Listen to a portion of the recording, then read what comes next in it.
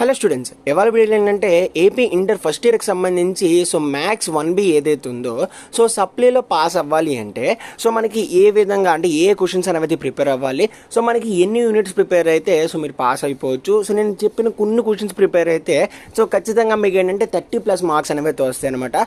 Supply దాకా వచ్చారంటే ఖచ్చితంగా మీకు ఏంటంటే జస్ట్ పాస్ అయితే చాలన్నమాట. నేను జస్ట్ పాస్కి అయితే చెప్తాను. వీడియోని స్కిప్ చేయకుండా చివరకు చూడండి. అండ్ కొత్త వాళ్ళు ఎవరైనా వస్తే తప్పకుండా సబ్స్క్రైబ్ అయితే చేసుకోండి. ఇలాంటి అప్డేట్స్ అనేవి డైలీగా వస్తూ ఉంటాయి. సెకండ్ ఇయర్లో కూడా మీకు మంచి మంచి ఇన్ఫర్మేషన్ అయితే ఇస్తాను. ఖచ్చితంగా లైక్ అయితే చేయండి. ఒక 150 లైక్స్ అయితే టార్గెట్ ఇస్తున్నా. ఇంకా టాపిక్లో వచ్చేస్తే ఫస్ట్ ఆఫ్ ఆల్ ఏంటంటే మీరు సప్లీకి వచ్చారు కాబట్టి మీరు మెయిన్గా ఫోకస్ చేయాల్సింది 7 మార్క్స్ అనమాట.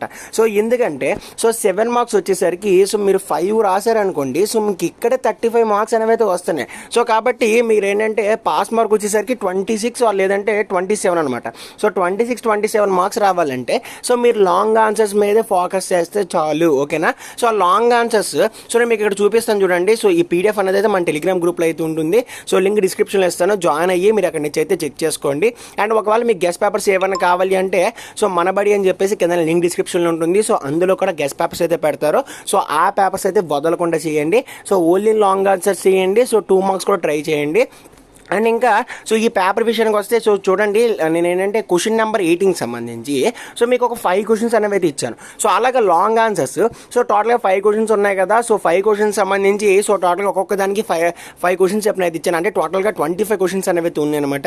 ఈ 25 క్వశ్చన్స్ ప్రిపేర్ అయితే మీరు ఇంచుమించుగా 5 క్వశ్చన్స్ అనేవి అయితే రాసేయచ్చు. అండ్ నెక్స్ట్ ఏంటంటే అన్నీ కూడా డిఫరెంట్ మోడల్స్ అయితే కాదు. జస్ట్ ఏంటంటే ఒక్కొక్కటి చిన్న చిన్నవి అయితే తేడా అయితే ఉంటుందన్నమాట. ఫర్ ఎగ్జాంపుల్ మీరు చూడండి, సర్కమ్ సెంటర్, ఆర్థో సెంటర్. మాక్సిమం ఏంటంటే ఇది అందరికీ మాక్సిమం తెలిసిందే.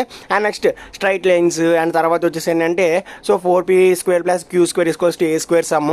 ఇలాంటివన్నీ మన కాలేజీలో అయితే ఖచ్చితంగా ఏంటంటే ప్రాక్టీస్ అనేది చేపిస్తారు. కాబట్టి ఒకసారి మీరు ఏంటంటే ఈ 5 క్వశ్చన్స్ కంపల్సరీగా కంప్లీట్ చేసేయండి. అలాగా మనకి 19th 5 క్వశ్చన్స్ ఉంటాయి, 20th 5 క్వశ్చన్స్ ఉంటాయి, 21st 5 క్వశ్చన్స్, 22nd 5 క్వశ్చన్స్, ఈ విధంగా అయితే ఉంటాయి. నేను 5 చేయమని చెప్పట్లేదు. మీరు ఏంటంటే జస్ట్ 3 క్వశ్చన్స్ చేయండి, ఓకేనా. అంటే మీరు చూసుకోండి, మీకు ఏది సింపుల్గా ఉంటే ఆ క్వశ్చన్స్ అనేది చేయండి. నేను ప్రిఫర్ చేసేది ఏంటంటే 18, 19, 20 అయితే చేయండి. ఎందుకంటే కొద్దిగా సింపుల్గా అయితే ఉంటాయి. నెక్స్ట్ రౌండ్ అయితే కొద్దిగా కష్టంగా అయితే ఉంటాయి అనమాట. కాబట్టి 18, 19, 20 కుదిరితే 21 అయితే చేయండి. చేస్తే మీకు ఇక్కడ 28 మార్క్స్ అయితే వస్తాయి. 28కి 28 పడకపోయినా కనీసంలో 23 మార్క్స్ పడినా మీకు ఏంటంటే ఇంకా 2 మార్క్స్కి వచ్చేయండి. ఇంకా 4 మార్క్స్ అనేది అయితే టచ్ చేయకండి. 2 మార్క్స్కి వచ్చేయండి. 2 మార్క్స్కి వచ్చేసి 2 మార్క్స్లో ఏంటంటే అట్లీస్ట్ ఏంటంటే ఇక్కడ నుంచి ఒక 10 క్వశ్చన్స్ అనేవి అయితే ఉన్నాయి. కాబట్టి అట్లీస్ట్ 5 క్వశ్చన్స్ అక్కడ మనకి ఆల్రెడీ 5 క్వశ్చన్స్ అనేవి అయితే ఇచ్చారు. కాబట్టి మీరు ఏంటంటే అట్లీస్ట్ 5 క్వశ్చన్స్ అయితే ప్రిపేర్ అవ్వండి, ఓకేనా.